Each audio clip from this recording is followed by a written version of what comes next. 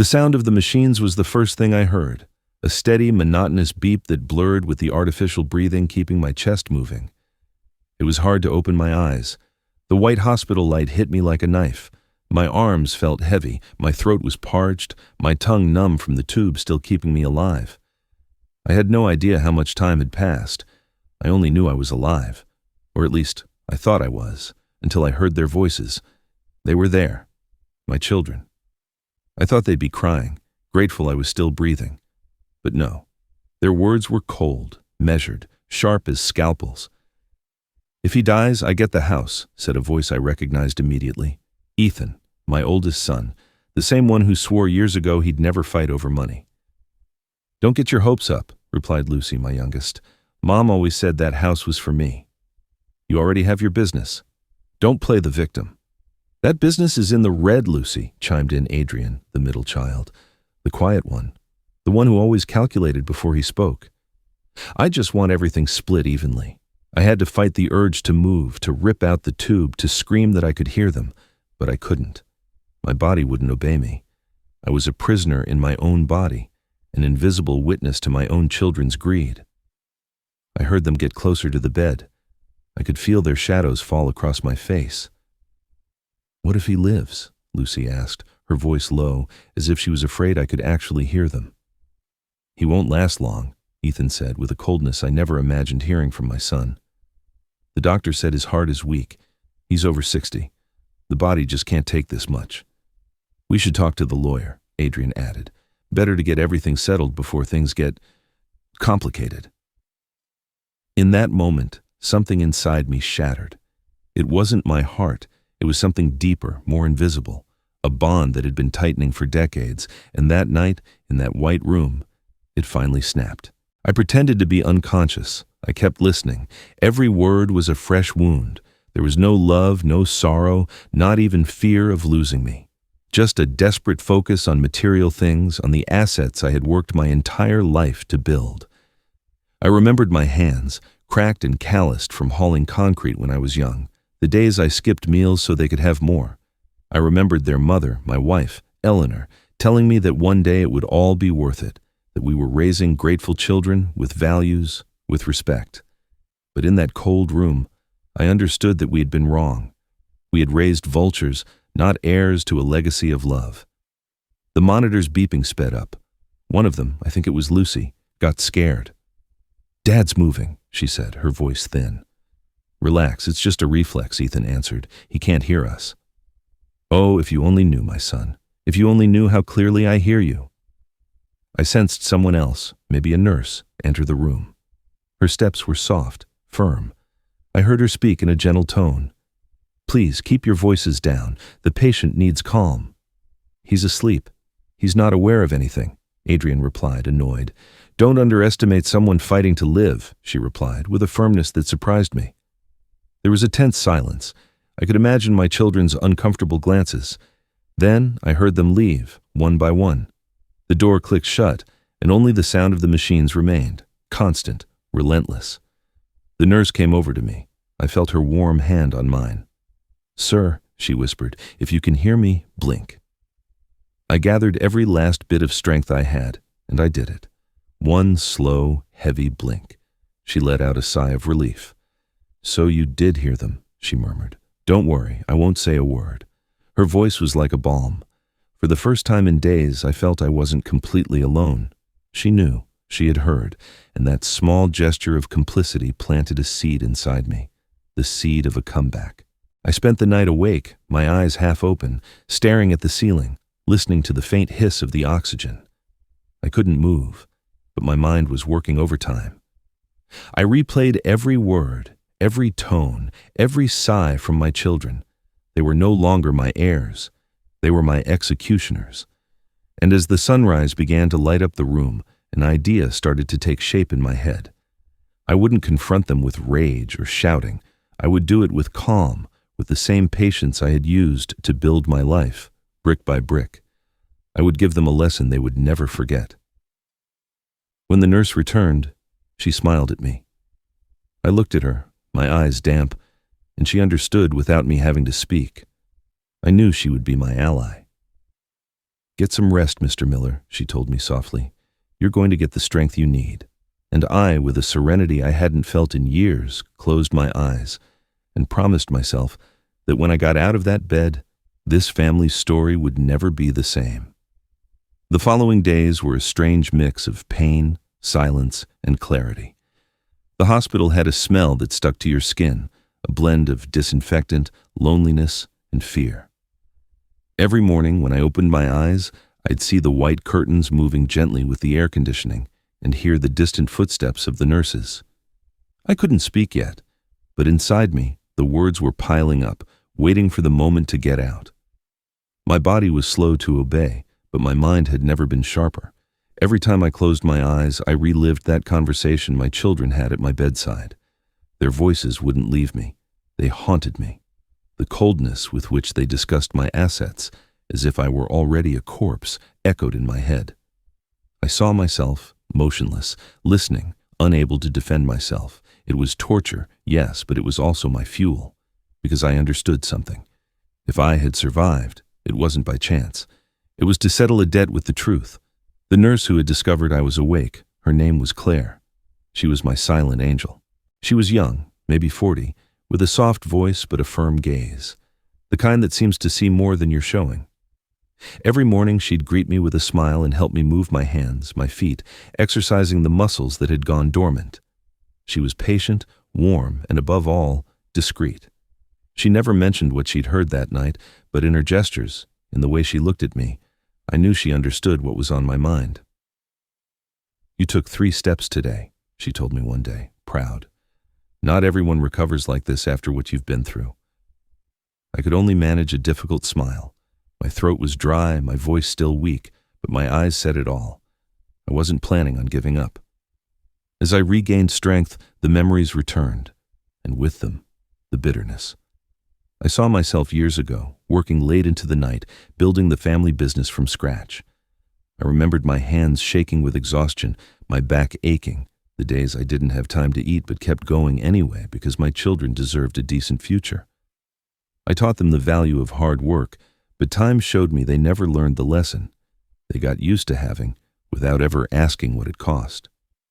During the long nights in the hospital, I'd stay awake, looking at the city lights through the window. I thought about their mother, my wife, Eleanor, and how she used to say I was too hard on the kids, that I needed to show more affection, that one day they'd hold it against me.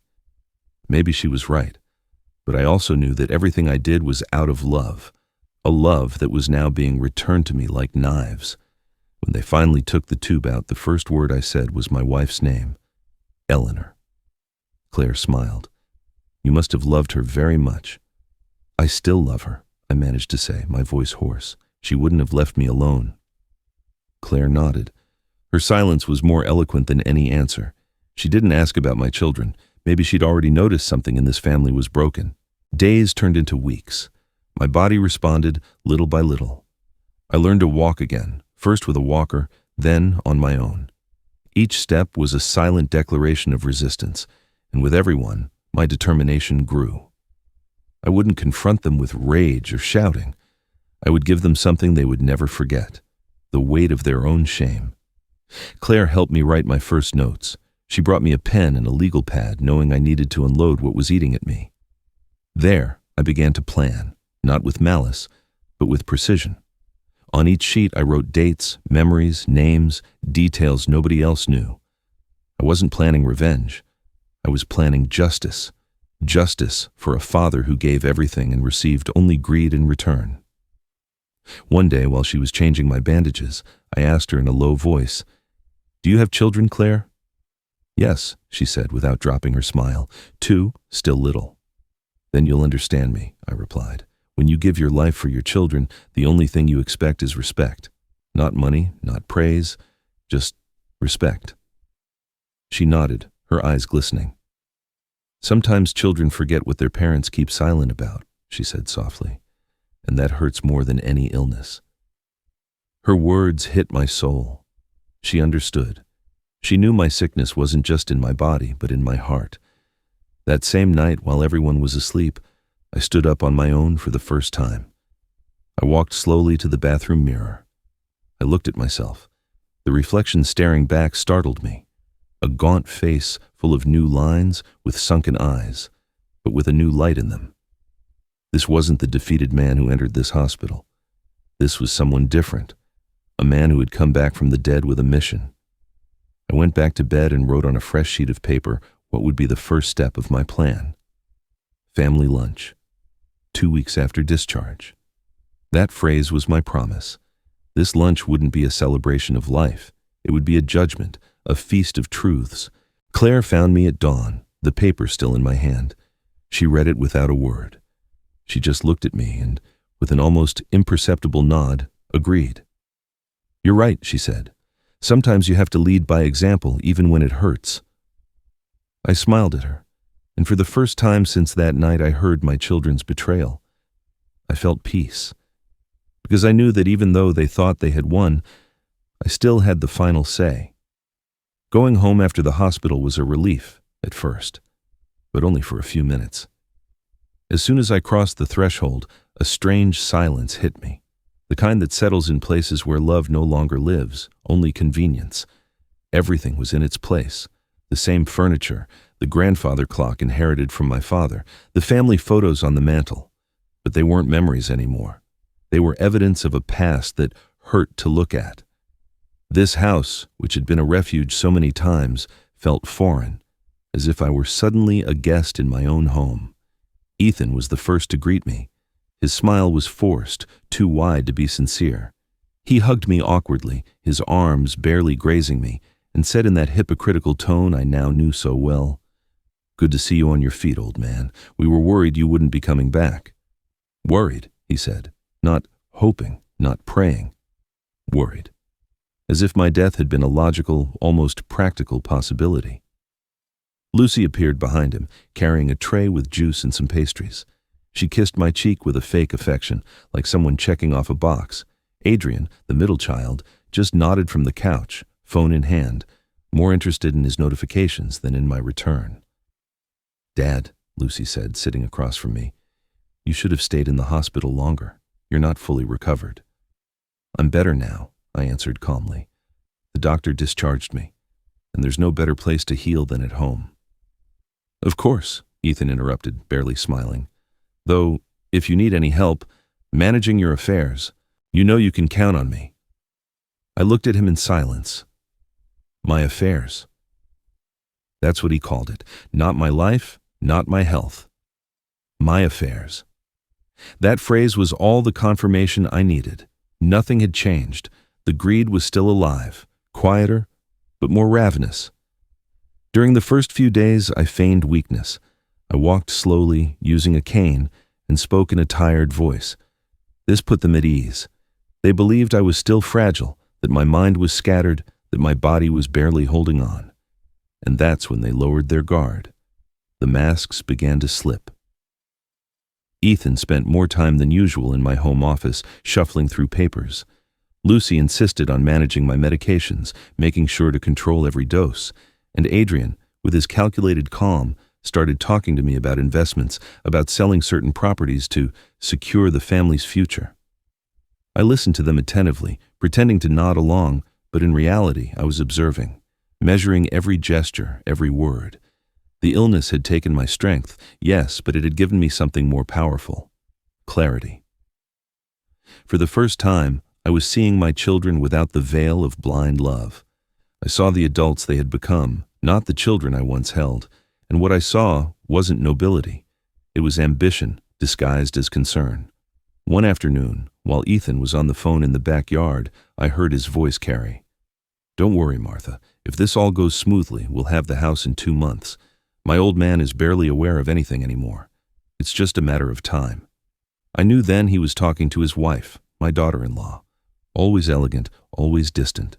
The woman who barely greeted me at family gatherings. I closed my eyes and clenched my fist, not in anger, but in disappointment. The son I had raised with values was now a vulture circling my remains. Lucy, meanwhile, played the part of the perfect daughter. She cooked, drove me to doctor's appointments, told me stories about her kids and her marriage. But every conversation ended the same way, talking about my will, about the deeds, about securing the future, Always that same cold, administrative, soulless language. Only Adrian kept a thicker mask. He listened more than he spoke, but his silence was the most calculated of all. I knew he was watching my reactions, waiting for the right moment to make his move. At night, when the house fell silent, I would sit in the armchair by the window and write in the notebook Claire had given me before I left the hospital. I jotted down everything, phrases, dates, movements, not out of paranoia, but for precision. My plan needed every detail. I couldn't afford mistakes, and though my body still ached, my mind was sharp. I knew the time was getting close. One afternoon, while Lucy was preparing tea, I approached her slowly and just watched her. She moved her hands nervously, avoiding my gaze. "Lucy," I said, my voice serene, "have you ever wondered what would happen if all of this just disappeared one day?" She looked at me, confused. "What do you mean, Dad?" "The house, the cars, the properties," I said, slowly turning the mug in my hands. "If it all vanished, what would be left of this family?" "Dad?" she stammered, uncomfortable. "Don't say that, please. Don't talk like that." "It's just a question," I replied, feigning innocence. "I just want to know if the love would vanish along with the money." She went quiet, unable to answer. That night, as I wrote in my notebook, I felt a new certainty. My children were already morally dead, and when a family rots from the inside, the only thing that can save it is a brutal truth, a truth that shakes the foundations until everything false collapses. Claire called me that same night to see how I was doing. I told her some of what was happening. She didn't judge. She just said, "Don't worry, Mr. Miller.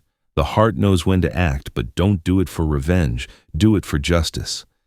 And those words stayed with me like a promise. Because I wasn't looking to hurt them. I was looking for them to understand, to see the damage they had done. And if, to achieve that, I had to hold up a cruel mirror to their faces, I would. The mirror would be the lunch. And I, the man they thought was weak, would be the one holding it. The sound of the phone woke me one morning before the sun was up. It was early, too early for a courtesy call. I answered, my voice hoarse, still half asleep. On the other end, I heard a warm, familiar voice. "How are you feeling, Mr. Miller?" It was Claire. Her tone had that mix of firmness and tenderness that only those who live with the pain of others possess. It wasn't a medical call. I knew that immediately. It was something more. A voice reminding me there was still kindness in the world. "Better," I answered, sitting up in bed. "The body complains, but the soul is more awake than ever." I heard her soft laugh on the other end. "That sounds like someone with a plan." "Not a plan," I said. "A lesson." There was a brief silence. Then she spoke with a serenity that moved me. "When you were in the hospital, I watched. I saw how your children looked at you. The indifference as they came in and out. They wouldn't touch your hand, wouldn't even ask if you were thirsty. You didn't need to tell me anything. I understood everything just by looking in their eyes." Her words cut deep. No one, not even me, had better described what I felt during those lonely days among tubes and monitors. Claire had seen the truth I'd been refusing to accept. My children had buried me while I was still alive. "You know, Claire," I said after a few seconds, "you spend your life building something to leave for your family, but sometimes you forget to teach them how to deserve it." "Sometimes," she replied, "misguided love turns into indulgence. You gave them everything, and they mistook that for weakness." I closed my eyes. I felt that this conversation was more than just an exchange of words. It was a confession, my first since I'd left the hospital. Claire visited me a few days later. She had a small folder in her hand, and that smile of hers that always seemed to hold more strength than it showed. At first, her presence made me uncomfortable. I wasn't used to anyone visiting who didn't want something or wasn't obligated to be there. But she was different. She asked for nothing. She just offered company. She helped me organize some documents, review insurance papers, prescription refills, things my children had promised to take care of and never touched. As she sorted everything with an almost maternal meticulousness, she spoke without looking at me. "You are not alone, Mr. Miller." Those 5 words hung in the air, filling the void my children had left. It wasn't pity in her tone, it was respect. I took a deep breath. It was hard to admit, but this woman had arrived at the exact right moment. She was the missing piece. "Claire," I said, almost in a whisper, "I need your help with something, and I need your absolute discretion." She looked at me, steady, without blinking. "You have my word." I pulled the notebook she herself had given me from the drawer. I showed it to her. On the first page, I had written in big letters, "The lunch." I told her everything. What I'd heard, what I'd seen, what I'd felt. My intention wasn't revenge. It was truth. I wanted my children to look at each other and finally see themselves for what they were, heirs to my body, but not to my values. She listened without interrupting, with that calm of hers that seemed to envelop everything. When I finished, she nodded slowly. "What you're planning isn't cruelty," she said. "It's justice. But you have to do it right. If you want them to listen, you can't shout. You have to speak to them with the serenity of someone who no longer needs to prove anything." "And if they don't understand?" I asked, hesitating for a second. "Then at least they will know who their father truly was," she answered with a sad smile. "And believe me, that's worth more than any inheritance." From that day on, Claire became my confidant. We didn't plan it. It just happened. She helped me with the practical details of the plan, who to invite, how to set up the lunch, even the seating arrangement. She was an intelligent, perceptive woman, and her presence gave me the calm I needed to keep the resentment from consuming me. Every night we'd talk on the phone. She'd remind me to take my medicine, but she'd also listen when I needed to vent. Little by little, I started telling her things I hadn't told anyone. How I met Eleanor, my late wife, how we built the house with our own hands, how it tore my soul to see my children turn into strangers. Sometimes Claire would just stay quiet.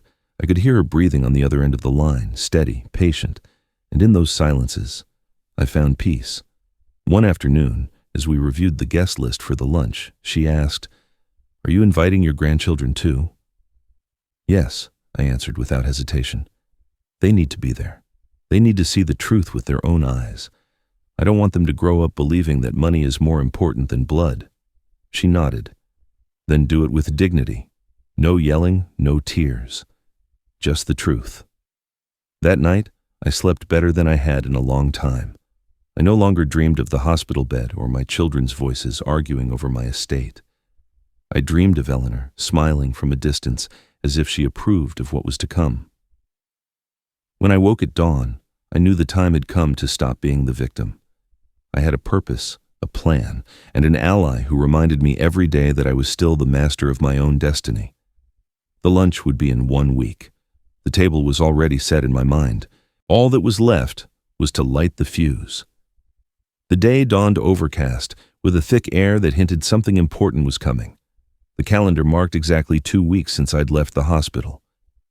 I'd spent 14 days observing, planning, listening, feeling the strength slowly return to my bones. Sometimes the body is slow to heal, but the soul rises in silence when it finds a purpose, and mine was firmer than ever. I looked in the mirror that morning. For the first time in months, I shaved carefully. The reflection that looked back at me was no longer that of a sick man or a defeated old man. It was the reflection of a man who had survived his own death and returned with the truth in his hands. I put on the gray sport coat Eleanor had given me for our 30th anniversary. It was a little loose on me now, but I kept it for a reason. It was the one piece of clothing that most reminded me of who I was before everything went sideways. Today, the family lunch would be at my house. To celebrate life, I had told my children, my voice trembling, faking gratitude and weakness. They accepted immediately. They wouldn't turn down a feast at my table, especially if they thought it might come with a new will. Ethan was the first to confirm. "We'll be there, old man," he said, his voice dripping with a false warmth that turned my stomach. Lucy replied with heart emojis, and Adrian, as always, with a short, dry text. "See you there." 3 replies, 3 masks, not one genuine emotion. Claire arrived early, just as she'd promised. She wore a simple navy blue dress and had a calm air that contrasted with the tension in the house. She came in naturally, greeting me with that mix of respect and complicity that only she knew how to manage. "Ready, Mr. Miller?" she asked as she placed the napkins on the table. "More than ever," I replied. "I'm not going to die today, Claire. Today, I'm going to be reborn." She smiled. "Then, let the miracle begin." Together, We checked every detail. The silverware aligned, the tablecloth pressed, the glasses shining. Everything had to look perfect. The hardest truths deserve an impeccable setting.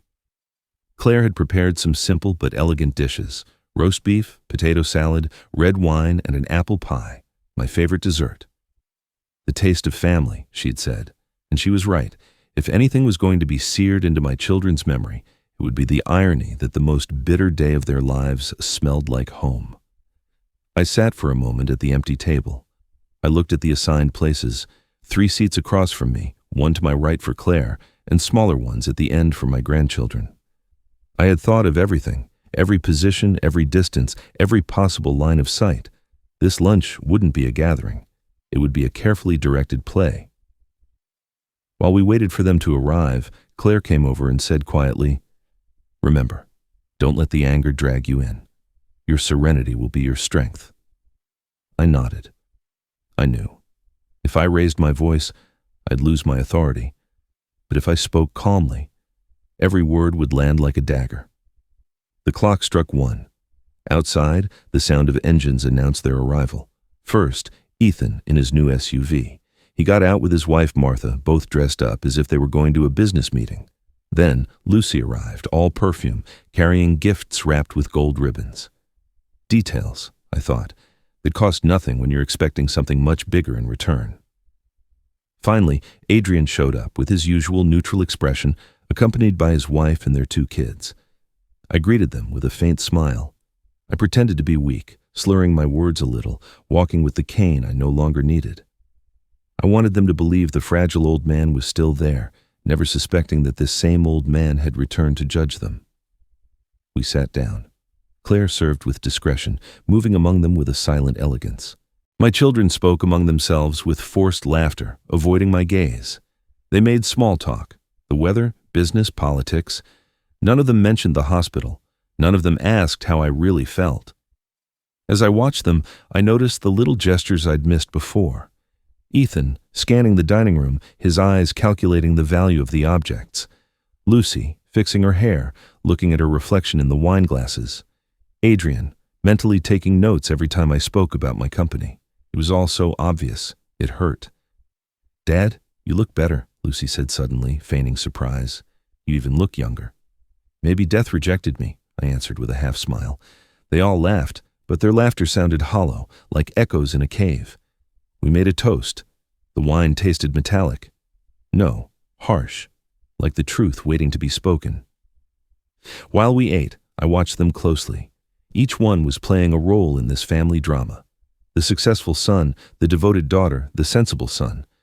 But I knew that behind the curtain hid ambition, betrayal, and ingratitude. Claire looked at me from her seat as if asking for permission with her eyes. I gave her a slight shake of the head.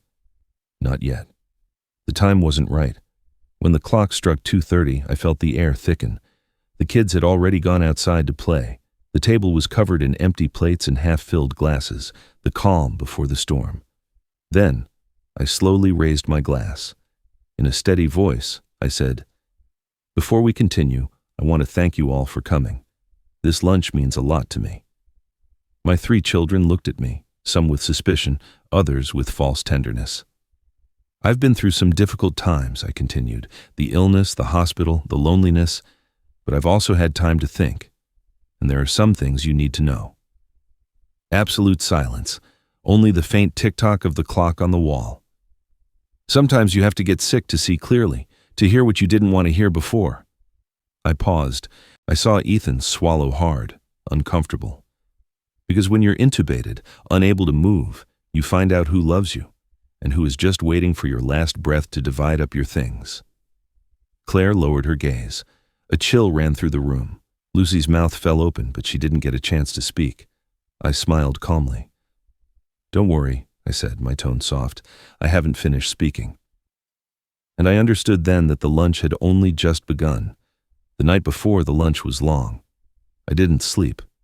I just sat in the armchair in my study, with a glass of wine I never drank, watching the lamp's reflection on the glass. Outside, the wind hit the windows, as if trying to remind me there was still time to back out. But no, there was no turning back. The betrayal of a child isn't forgiven with silence. On the desk, I had the copies of the new will. The documents signed and sealed were tucked into an envelope resting inside a black portfolio. I looked at them for a long time, thinking about what they symbolized. They weren't just papers. They were my voice, my justice, my final words written with the ink of all my years and the wound they had left me. I leaned forward, breathing deep. The smell of the paper brought back a flood of memories from another time. I saw myself, young, full of energy, building with my own hands what my children now expected to inherit without ever breaking a sweat. I remembered raising the first walls of this house, Eleanor handing me a glass of water while I worked with the sun beating down on my neck. I remembered the first piece of furniture we bought, the days we shared stale bread and cold coffee, dreaming of a better future. The future arrived, but it wasn't the one we imagined. I closed my eyes and I could hear her voice. Eleanor always said the family was a mirror of the soul. "If the love withers, Walter," she'd say, "the reflection breaks." In that moment, I knew our mirror had shattered, and the fragments were still stuck in me. At midnight, I went out into the backyard. The air was cold, but I needed to feel it on my face. I walked among the rose bushes she had tended so carefully. Each flower seemed like a piece of her memory. I touched one of the withered blooms and murmured, "Tomorrow I'm going to get justice, Eleanor, not with shouting, with the truth." A tear fell onto my hand. I don't know if it was from pain or relief. Maybe both. I went back inside and found Claire in the kitchen, prepping a few things for the lunch. I wasn't surprised to see her there. I knew she wouldn't leave me alone. Her sleeves were rolled up, her hair pulled back, and she had that air of serenity she radiated even when she was tired. "You should rest," she said, not looking at me. "Tomorrow will be a heavy day." "I can't," I replied. "I don't want to sleep. I need my mind to remember every detail." She continued chopping vegetables with precise, almost hypnotic movements. "Are you sure you want to do it this way?" she asked suddenly. "You could just change the will and not tell them. Let them find out when you're gone." "No," I answered immediately. "That would be a silent revenge. And I don't want revenge. I want them to look me in the eye when they find out who they really are. I want them to understand the price of the love they threw away." Claire nodded in silence. "Then do it calmly," she said at last. "Truths that are shouted are lost. Truths that are spoken quietly get stuck in the memory." That night, we finished setting the last details. The white tablecloth, the aligned glasses, the silverware shining like dormant swords. In the center, I placed a lit candle next to a photo of Eleanor. Claire looked at it and asked if I thought that was a good idea. "It's the right thing to do," I said. "I want her to be present. She also deserves to hear what I have to say." When Claire went to bed, I was left alone. The house was silent, as if it too were waiting for the dawn. I walked slowly down the hall, stopping at each family portrait. There were my children as kids, smiling, not yet understanding the meaning of the word sacrifice. There was Eleanor, hugging me with that look of faith that always held me up. I touched the frame of the last photo, the oldest one, and I felt that a part of me was still alive, only because she had existed. At dawn, I got dressed with the same care a soldier takes preparing for his final battle. I put on the gray sport coat, the wristwatch that had belonged to my father, and the wedding ring I had never taken off. I looked at my reflection in the mirror. I didn't see an old man. I saw a man who had been betrayed, but not defeated. When Claire came downstairs, she looked at me and smiled. "Today you have the eyes of a man who knows exactly what he's going to do," she said. "I'm not afraid," I answered, "just sad. But sometimes, sadness can also be dignity." She came over, took my hand, and squeezed it firmly. "Then say what you have to say. But don't forget yourself in the process. After today, there's going to be a long silence. Don't fill it with resentment." I nodded. Her advice was wise. And although I knew what was about to happen would change my life forever, I also understood that the silence to come would be necessary. A silence that would put an end to the farce I had called a family for so many years. As the clock ticked on, I reviewed the documents one last time. The will had my signature and the notary's. Everything in order, everything clean. My estate no longer belonged to those who had betrayed me. It belonged to those who had loved me without expecting anything. A foundation in Eleanor's name and my youngest granddaughter, Sophia, the only one who visited me in the hospital without asking for anything. I sat at the empty table. I breathed deep and closed my eyes. In my mind, everything was ready. This feast wouldn't just be a meal, it would be a farewell. It would be my redemption. I gripped my cane, not for weakness, but for symbolism. Tomorrow, I would use it one last time. After that, I wouldn't need it anymore. Outside, the sun was beginning to light up the garden. The roses that looked withered last night were shining with a new color. I felt Eleanor watching me from somewhere, nodding in silent approval. "It ends today, my love," I murmured. "Today, it all finally ends." And in that instant, I knew. The man who entered the hospital weak no longer existed. The one who would sit across from his children that afternoon was someone else. The true patriarch had returned. At noon, the house began to fill with sounds I hadn't heard in a long time. Footsteps, forced laughter, voices faking affection. The aroma of the roast beef filled the air, mixing with my daughter's expensive perfume and the sound of cars pulling into the driveway. From the window, I watched them arrive one by one, like actors taking the stage. And that's what they were. 3 children, 3 masks, 3 characters playing the role of a family that had ceased to exist long ago. Ethan was the first one in. He had a costly bottle of wine in his hand, and his wife, Martha, followed closely, dressed in a suit so elegant she looked more ready for a gala than a family lunch. I greeted him with a polite smile, the kind you use when you don't want to show that you've already figured everything out. "Dad," he said, patting my shoulder, "it's great to see you looking so good. Look at you, you're better than ever." "Thanks, son," I replied. "Good to see you too." His eyes couldn't hold mine. He looked away immediately, as if the words were too heavy. Behind him, Lucy appeared in a red dress, her lips painted to match. She hugged me effusively and exclaimed, "Oh, Daddy, it's so good to see you recovered. We missed you so much."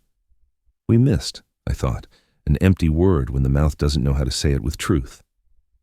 Adrian arrived next, more reserved, with his wife and their 2 kids. He greeted me with a brief nod and a phrase that chilled my blood. "Good to see you're still with us, old man." Or that "still with us" didn't sound like affection. It sounded like a calculation, as if reminding me I had passed some kind of deadline. Claire greeted them at the door with her usual serenity. She offered them drinks, guided them to the dining room, and tended to every detail like a professional host.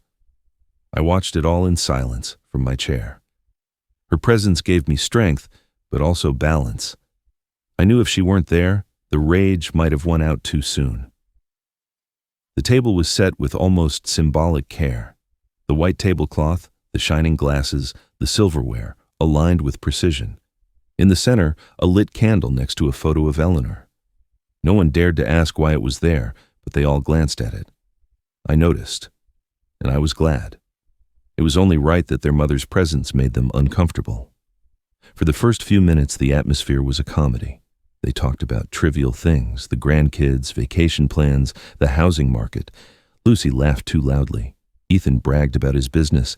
Adrian nodded with that air of false prudence he always used to avoid getting too involved. I barely spoke. I smiled, I nodded, I feigned frailty. Every word from them felt like a soft but constant blow, a reminder of why we were here. "Dad, have you thought about selling the lake house?" Ethan asked between bites. "The upkeep is expensive, and you could use that money to enjoy yourself a little." "Yes, Dad," Lucy added immediately.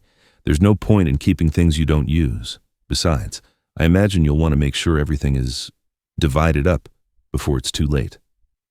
The silence fell like a hammer. Claire paused for a second in pouring the wine. I lifted my gaze and looked at the 3 of them, one by one, with the calm of someone watching a fire he's no longer afraid to put out. "Don't you worry," I replied, my voice quiet. "I've thought of everything." That phrase threw them off. Ethan cleared his throat. Lucy fiddled with her glass. Adrian looked down. They all understood there was a subtext. They all sensed for a second that maybe they knew less than they thought. Claire elegantly changed the subject, talking about the food, the recipe, the wine, but the air was already charged. I could smell the fear in their held breaths, the fear of someone who senses something is about to break.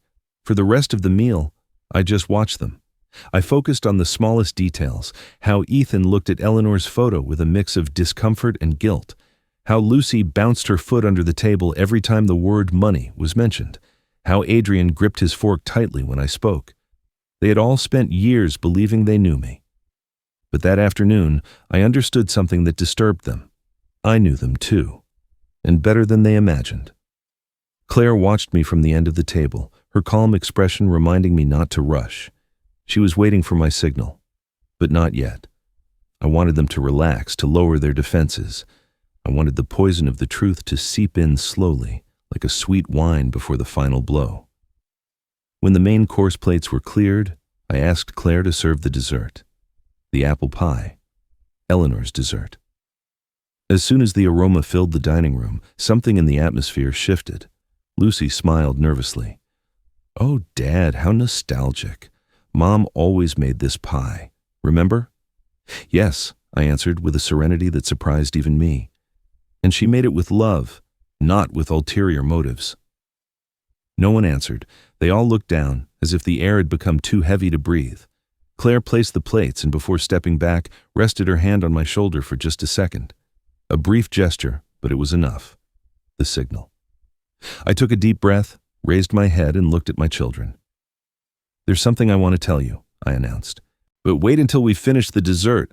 I wouldn't want to ruin the taste for you so soon." Their faces tensed. Ethan put his fork down. Lucy shifted uncomfortably. Adrian feigned interest in his glass, but his hands were trembling slightly. I smiled calmly. Inside, I felt my heart beating hard, but not from fear. From justice. "What is it, Dad?" Ethan asked, trying to sound casual.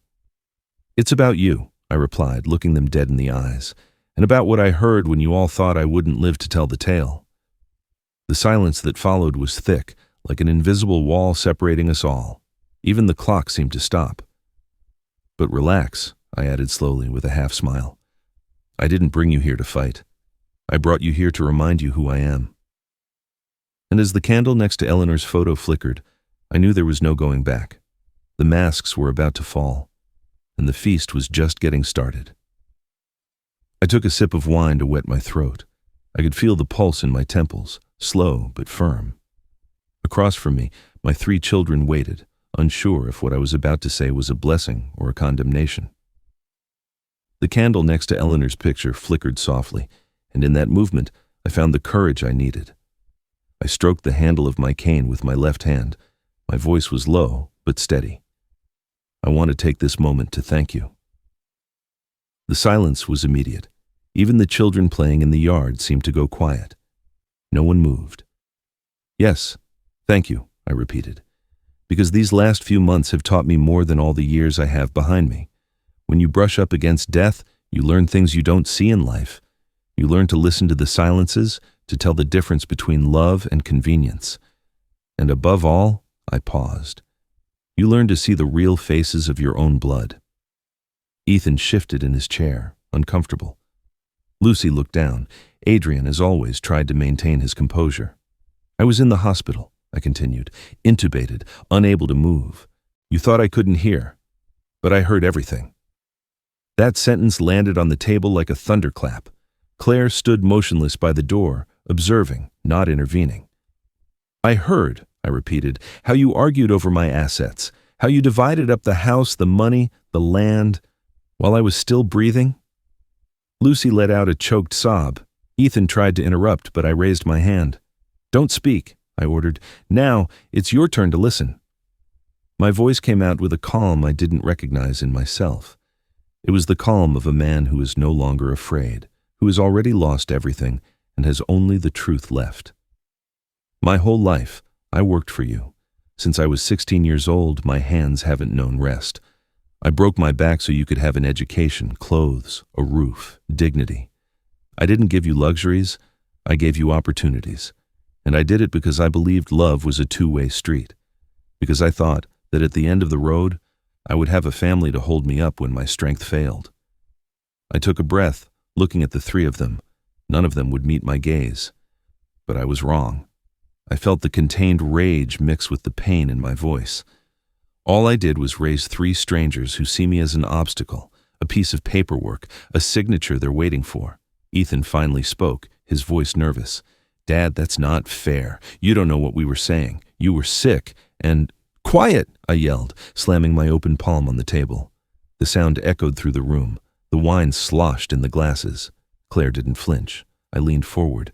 "Don't you dare try to justify it. Your words were crystal clear, Ethan. You said, 'If he dies, I get the house.'" He froze. Lucy sobbed. Adrian closed his eyes. "And you, Lucy," I continued, my voice lower, "you said Mom always wanted the house to be yours, but your mother never said that. Your mother loved this house because we grew up together here, because we laughed here, because we cried here when she left us. She never spoke of ownership, only of love." She began to cry silently, covering her face. "And you, Adrian," I pressed on. "You said the fair thing was to split everything evenly. But you know what can't be split evenly? Respect. That is earned. And all of you stopped deserving it a long time ago." I fell silent for a few seconds. No one breathed. "I pretended to be unconscious," I continued, my voice barely a whisper. "I pretended because I wanted to know how far you would go. And I found out. I learned that it wasn't death waiting for me in that hospital. It was a second chance. A chance to see you all just as you are." Claire, from the doorway, looked at me, her eyes damp. I felt her presence holding me up. "That's why I gathered you here today," I said finally. "Not to eat, not to celebrate. I gathered you because I needed to tell you, in front of your mother's eyes, that you betrayed me, and that the man sitting across from you is no longer the father who kept quiet out of love. He is a man who learned that silence can also kill." Lucy shot up from her chair, crying. "Dad, please, don't say that." I cut her off. "Do you want me to repeat it word for word? Or should I remind you that while I was fighting for my life, you were talking to a lawyer to make sure the money didn't get lost?" She broke down. Ethan put an arm around her, not out of compassion, but to keep up the facade. Adrian remained motionless, eyes fixed on the table, knowing any word would only sink him deeper. I stood up slowly, leaning on my cane. The entire room seemed to tilt with me. "I don't hate you," I said, my voice trembling but firm. "Despite everything, I don't hate you. But I don't recognize you either, not as children, not as family." Claire took a discreet step forward and poured a little wine into my glass. She said nothing. She just left the bottle and returned to her spot.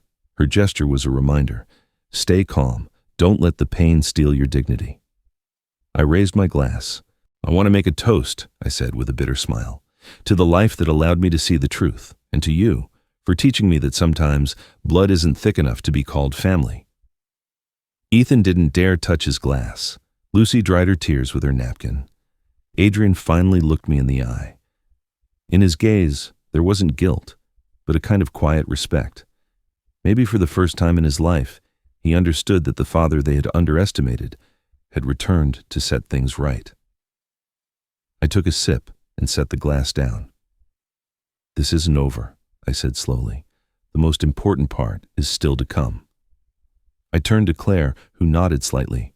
She walked to the sideboard and picked up the black portfolio we had prepared last night. She placed it in front of me. "In this portfolio," I announced, placing my hand on it, "is my final will, and when you hear it, you will know exactly why I brought you here today." The air became heavy. Ethan opened his mouth to speak, but I stopped him with a look. "Not now," I said. "First, finish your dessert. The truth deserves to be digested slowly." And as they lowered their heads, defeated by the weight of their own consciences, I knew that what came next would be the final blow. When I finished speaking, time seemed to stop. There was no sound, no air. Not even the ticking of the clock dared to break the emptiness that hung over the table. Across from me, my 3 children were motionless, their eyes glassy, as if their souls were caught in their throats. Lucy was breathing in short, shallow gasps. Ethan was clenching his fists. Adrian, his face pale, looked like he didn't know whether to speak or run. The candle next to Eleanor's photo flickered weakly, casting shadows on their faces. You can't believe that about us, Dad," Lucy stammered, breaking the silence, her voice broken. "You don't know what you're saying. You were sick, confused." "Confused?" I repeated calmly. I heard you with the same clarity that I'm looking at you right now. It wasn't a dream, Lucy. It was your reality, and mine." Ethan stood up abruptly, dragging his chair back. "That's enough," he shouted, slamming his hand on the table. "You can't just humiliate us like this. We were only thinking about what was best for you." "Best for me?" I replied, not raising my voice. "Arguing over how to divide my assets while I was still breathing. That was what was best for me?"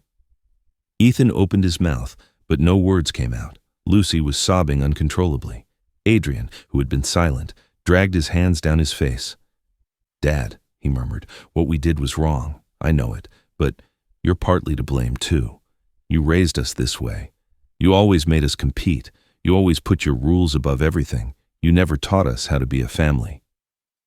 His words pierced me like a knife, because they held a sliver of truth. I knew it. I had been strict, hard, demanding, but I never held back my love. What I never imagined was that the discipline I thought was necessary would curdle into selfishness. "Maybe you're right, Adrian," I said, lowering my gaze. "Maybe I was a bad father in many ways, but I was never an unjust man. And that is what you all became. Unjust." Lucy dried her tears with a napkin, looking at her brother with fury. "You're going to blame him now?" she yelled. "You were part of it too. Don't play the saint." Ethan hit the table again, fed up. "Shut up, Lucy. If you had been more discreet, Dad never would have found out." The words echoed in the room. For the first time, they weren't hiding behind lies. The family mask had shattered. What I saw in front of me was a group of adults turned scared children, throwing blame like stones. I stood up slowly. My cane hit the floor, the sound resonating in the silence. "You see," I said, my voice firm. "This is what you've made of this family. A fight, a farce. You can't even look at each other without looking for someone to blame." Lucy got up and, through her tears, came toward me. "Dad, please," she whispered. "Forgive us. We didn't know what we were saying. We were scared, desperate." I looked at her closely. "Desperate for what? That you would lose me? Or that you would lose my money?" She didn't answer. She just lowered her head. Then Claire, who had been silent this whole time, took a step forward. They all looked at her, surprised. Her voice was soft but loaded with authority. "He's not confused," she said. "I was there, that night, in the hospital. I heard you with my own ears. You came into the room. You thought he was asleep, but I was at the door, and every word his father said is true." The color drained from Ethan's face. Lucy put her hands over her mouth.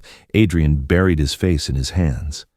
"You have no right to interfere," Ethan said with a rage he could barely contain.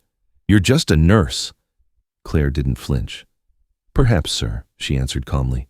"But sometimes the nurses are the only witnesses to the truth when the family refuses to see it." Her answer disarmed him. He looked down and sat. The room fell silent again. You could only hear the faint clinking of glasses. "Thank you, Claire," I said quietly. I hadn't had any doubts, but I needed them to hear the truth from another voice. She nodded and stepped back, leaving me center stage. "For years," I continued, "I gave you everything I had, my time, my work, my savings, my love, and I never asked for anything in return, except respect. But you confused my love with weakness, and today I need you to understand. I am not weak. I am more alive than ever, and I'm not afraid of anything anymore." Ethan tried to speak again, but his voice trembled. "Dad, please, don't do this, not in front of the kids." "They need to be here," I answered. "They need to hear what their parents did so they don't repeat the same mistake." Lucy was weeping without solace. Adrian remained motionless, his eyes fixed on the tablecloth, as if he wanted to disappear. "Do you know what the most painful part is?" I asked, looking at each of them. "While I was listening to you talk about my inheritance, I realized something terrible. Not one of you mentioned your mother. Not one of you thought about her, about what she would have felt, hearing you talk like that about her dying husband. That broke them. They all started to cry, not tears of compassion, tears of shame. Your mother believed in you," I said, my voice cracking. "I did too, but we were both wrong." Lucy fell to her knees, trembling. "Dad, I swear I'll change. I promise. Just don't hate us, please." I leaned down slightly, looking at her with sadness. "I don't hate you, but I don't love you like I did before. Because love when it's betrayed, never comes back the same. The silence returned. A thick, almost physical silence. I could hear their ragged breathing, the brush of tears falling onto the tablecloth. Then, calmly, I turned to the black portfolio still resting on the table. I touched it with my fingertips. "The time has come for you to know what I've done," I announced, "and afterward, if you still want to call me your father, that will be your decision." I opened the portfolio slowly. They watched me, fear painted in their eyes. Claire stood by my side, firm, a witness to the ending we had prepared. I took a deep breath. "Here is the written truth," I said, and when I read it, there is no turning back. The sound of the paper sliding was the only thing you could hear. And then, the sepulchral silence that reigned in the house grew deeper, deeper, heavier, darker. It was the silence that comes before the verdict. I slowly opened the portfolio. The sound of the paper sliding was louder than any word. I felt my heart hammering in my chest, not from fear, but from weight, the weight of years, of pain, of betrayed love. Across from me, my children held their breath. No one dared to move. The candle, next to Eleanor's photo, cast a trembling light on the documents. It was as if she too was waiting to hear what I was about to say. I took the first page in my hands. The notary's print was immaculate, the signatures, the dates, everything in order. The symbol of a decision that could no longer be reversed. I raised my eyes and saw their faces. 3 people I once called my children. 3 strangers that time and ambition had molded with selfish hands. "Here," I said slowly, letting each word hang in the air, "is my new will. My last act as your father." Lucy began to tremble. Ethan clenched his jaw. Adrian lowered his head as if he already knew the ending. "I have changed my will," I continued. "I did it a few days ago, when I understood that nothing I own belongs to you anymore. Not this house, not the land, not the company, not the savings that cost me my health. Everything I built is gone." "What are you saying, Dad?" Ethan whispered, his voice choked. "What do you mean it's gone?" "That it's not yours," I replied with a serenity that disarmed them. "That this house, as of tomorrow, will belong to a foundation in your mother's name, the Eleanor Miller Foundation. It will be used to care for elderly people abandoned by their families, to give refuge to those who, like me, believed that love was eternal." Lucy covered her mouth with her hands. Adrian's head snapped up, incredulous. Ethan slammed his fist on the table. "You can't do that," he shouted. "We're entitled to it by law. We're your children." I leaned toward him, looking at him with a calm that made him shrink. "The law gives me the right to decide, and I have decided that blood is not an excuse for ingratitude." The silence that followed was agonizing. The candle flickered. Claire remained standing, firm, watching with a mixture of respect and sadness. "But that's not all," I continued. "A portion of my assets, the remaining money, the cash inheritance, will pass to someone else." Lucy was now crying hysterically. "To who, Dad?" she asked between sobs. "Who?" I smiled slightly, a bitter tenderness in my eyes. "To the only person who came to see me in the hospital without asking for anything, the only one who hugged me without asking if I had a will, the only one who called me Grandpa with real love. Sophia, my youngest granddaughter." Their faces went pale. No one said a word. Little Sophia, just 9 years old, was playing in the backyard, oblivious to the earthquake her name had just caused. "She," I continued, "will be my heir, not because I want to reward her, but because I want to leave her a lesson that love without ulterior motives is the greatest fortune a human being can have." Lucy collapsed to her knees. "No, Dad, please don't do this to us." "It's already done, sweetheart," I said, my voice cracking but firm. "I'm not punishing you. I'm teaching you. Life will take care of showing you what you failed to see." Ethan stood beside himself. "This is insane. That woman," he pointed at Claire, "she manipulated you. I'm sure it was her. She convinced you." Claire took one step forward, her serene face contrasted with his fury. "I didn't convince him of anything," she said, her voice firm. "He already knew the truth before he met me. I was only a witness to his courage." "You shut up," Ethan yelled, but I cut him off with a sharp crack of my cane on the floor. "Enough," I shouted. "Neither she nor anyone else forced me. I decided all of this myself, of sound mind. And if there is one thing you need to understand, It's this. You lost me the day you treated me like I was already dead." Ethan slumped into his chair. Lucy was still crying. Adrian, in silence, stood up and walked over to me. His face was a mixture of shame and sadness. "Dad," he said, his voice broken, "I don't want the money. I don't want anything. I just want to ask you to forgive me." I looked at him, and for the first time in a long time, I saw sincerity in his eyes. "Forgiveness isn't asked for, son," I replied. "It's demonstrated." He nodded, tears rolling down his cheeks. "I will," he whispered. "I promise you." Lucy looked at him, broken, and then turned back to me. "And us, Dad," she sobbed. "Is there nothing we can do to fix this?" I was quiet for a few seconds. I looked at Eleanor's photo and then at their faces. These three faces that had given me more pride than any wealth, but also more pain than any wound. "Yes," I said finally. "You can start by learning to love each other, because the day you truly forgive each other, that's the day I might forgive you too." Claire came over and put a hand on my shoulder. "It's been enough, Mr. Miller," she said softly. I nodded. I was exhausted. I felt the weight of my words settle over me like a blanket, not of guilt, but of peace. "The lunch is over," I announced, standing up. "What you needed to know has been said." No one moved. No one dared to speak. The silence filled the house again, a thick, solemn silence. But this time, it didn't hurt. It was liberating. I walked out into the backyard, moving slowly, as the wind rustled the leaves of the rose bushes. For an instant, I felt Eleanor's presence beside me.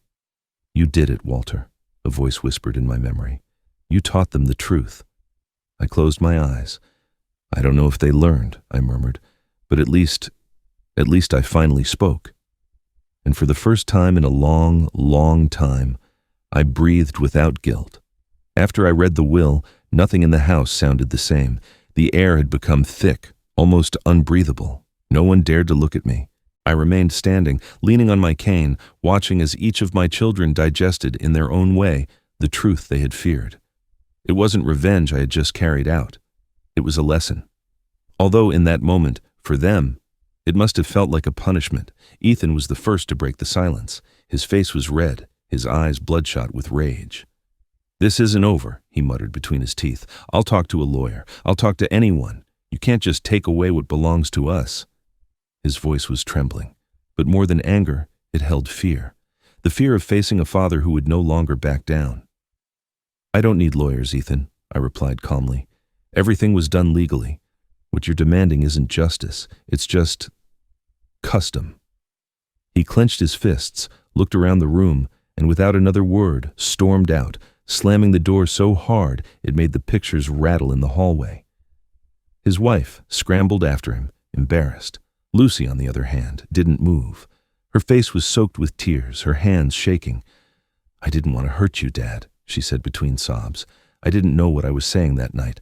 I was scared." I walked over to her. I looked at her closely, searching her eyes for any trace of the little girl who used to hug me without fear. "Lucy," I said softly, "fear doesn't justify betrayal, but you can still change. Life is generous to those who learn." She lowered her head, ashamed. "I swear I'll try," she whispered.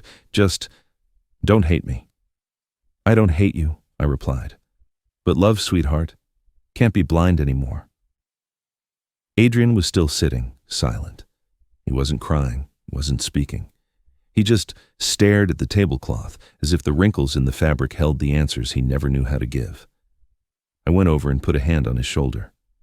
"Sometimes silence hurts too," I told him, "because the one who stays silent consents." He looked up. His eyes were red, but calm. "I know, Dad," he answered, his voice thin. "I was a coward, and the worst part is, I knew it from the beginning. I wanted to stop them, but I didn't have the courage." I nodded. "You still have time to find it," I said. "Not to get back my inheritance, but to get back your dignity." He looked at me as if, for the first time, he understood the meaning of the word father. He hugged me without saying anything. It was a short, awkward, but sincere hug, and for the first time in a long time, I felt that gesture was worth more than any apology. Lucy stood up after a moment and joined the hug. She cried without solace, asking for forgiveness over and over. I didn't answer. I just let them be, clinging to a man who no longer expected love, but who still had hope. From the doorway, Claire watched the scene in silence. Her eyes were shining, but her expression was serene. She knew this wasn't the end. It was the beginning of something new, uncertain, but necessary. "And what happens now, Mr. Miller?" she asked quietly, after the two of them pulled away. "Now?" I replied. "Now they each live with what they've done. True justice doesn't need punishment. It fulfills itself with the weight of conscience." Claire nodded. The two children who remained walked me to the door. Outside, the wind was blowing hard, chasing the dry leaves across the yard. Ethan didn't come back, but his absence didn't hurt me. It was merely confirmation that I had lost him long before today. "Thank you for coming," I said to Lucy and Adrian, not out of obligation, but because today you started to see each other as people, not as heirs. Lucy tried to smile through her tears. Adrian squeezed my hand, hard. Then they left slowly, like people leaving a church after a funeral. When the door closed, the silence returned. But this time, it was different. It wasn't heavy. It was a clean, necessary silence. Claire came over with a cup of tea. "You did it," she said. "You gave them back the truth." "I don't know if it will save them," I answered, "but at least I don't have to carry their lies anymore." She smiled. "Sometimes, Mr. Miller, telling the truth is the purest form of love." I nodded. I looked at the house, the table still set, the glasses half empty, and I felt that, somehow, Eleanor would be proud. "Yes," I murmured, "even though it hurts, it was love." And as the sun set behind the rose bushes, I understood that the man who sat down to lunch with his family that morning was not the same one now contemplating the calm. I had lost almost everything, but I had regained the only thing that truly matters: my peace. The house was quiet after everyone left. It wasn't the same silence from the days I felt alone. This was different, deeper, more honest. I walked slowly down the hall, my cane tapping the floor, hearing the echo repeat off the walls as if each tap were the pulse of a life that, finally, had meaning again. The tablecloth was still spread on the table, with the empty glasses and half-finished plates. The candle next to Eleanor's photo was still lit, its flame calm, steady. I went over and touched the photo frame gently. Her smile looked back at me as if she'd been waiting for me this whole time. "It's done, Eleanor," I whispered. I spoke. For a moment I felt her presence fill the room, like an invisible hug. She didn't answer, of course, but something in the air told me she heard me. I'd kept the promise I made her the night she died. I wouldn't let the love we built end up in the hands of greed. I went out into the backyard. The cool air smelled like damp earth. The flowers she cared for were still there, standing tall and beautiful, oblivious to the human drama that had unfolded indoors. I sat on the wooden bench under the biggest rose bush and let the wind mess up my hair. For the first time in years, I breathed without feeling guilty. I thought about my children, each one, their laughs as kids, their small hands holding mine. I remembered birthdays, Christmases, the stories before bed. That love hadn't been a lie. It had just gotten lost in the noise of time, in the hustle, in ambition. But what I felt for them, that would never cease to exist. Because loving doesn't mean enabling. Loving also means teaching, even when it hurts. Claire came out into the yard a few minutes later, with her quiet step and kind eyes. She was carrying a blanket. "It's getting cold," she said, draping it over my shoulders. I nodded without looking at her. She sat next to me in silence. We didn't need to talk. She had been there when the lie crumbled, and she was here now to sit with me in the truth.